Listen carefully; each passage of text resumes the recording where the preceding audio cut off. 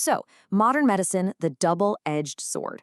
What a title, right? Because that's exactly what it is. We're going to dive into one of the most powerful forces of the last century. And it's a story of, you guessed it, incredible promise, but also some really profound peril. And really, at the heart of our story is one single crucial question.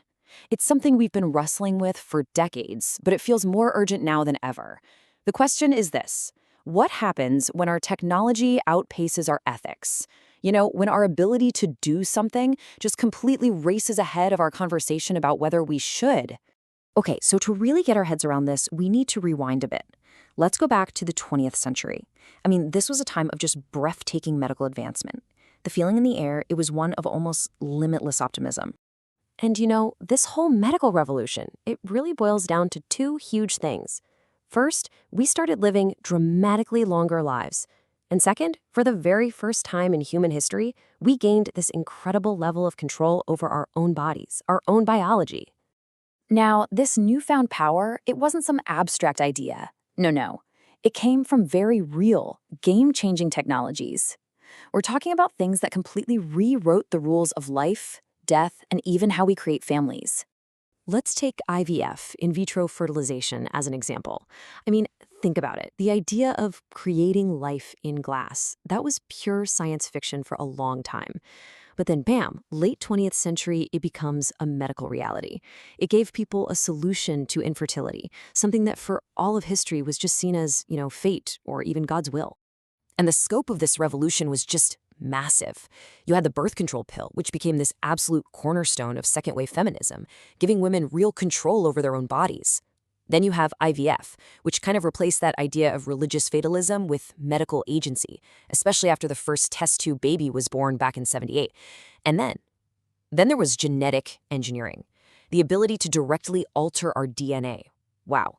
It promised to cure diseases for sure, but man, did it open a Pandora's box of debate. But of course, there's always a catch, isn't there?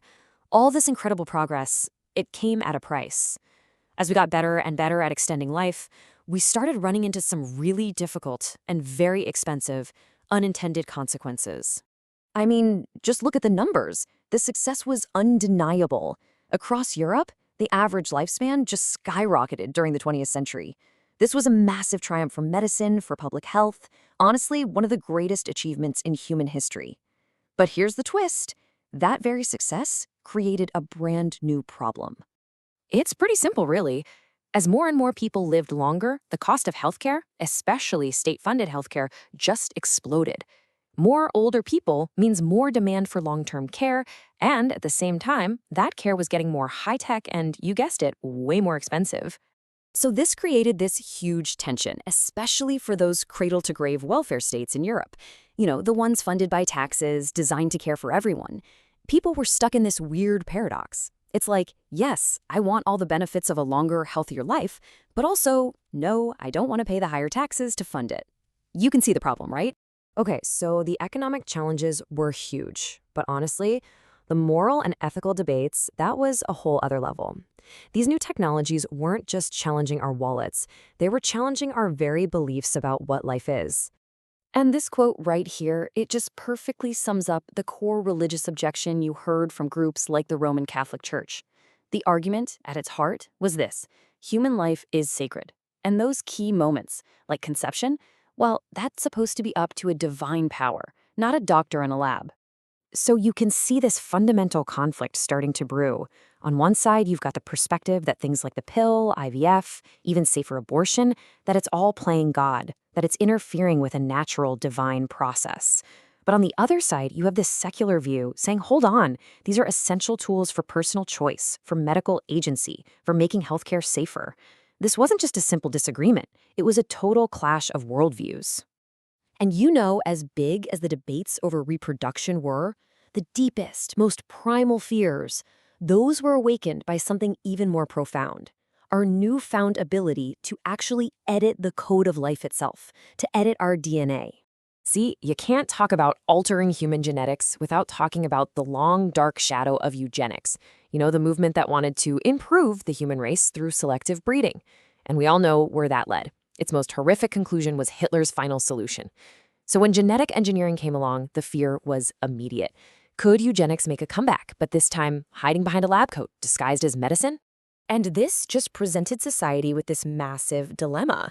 It's like there were two faces to genetic engineering. On one hand, the incredible potential. Imagine curing devastating genetic diseases right at the source. But on the other hand, there was that lingering fear.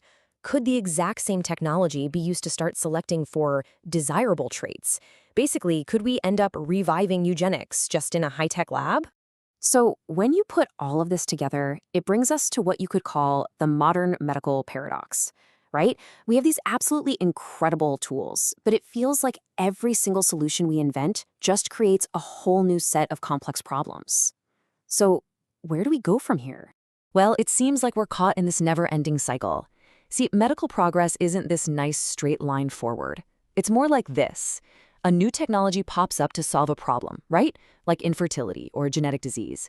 But then that same tech triggers this firestorm of social, economic, and ethical conflict.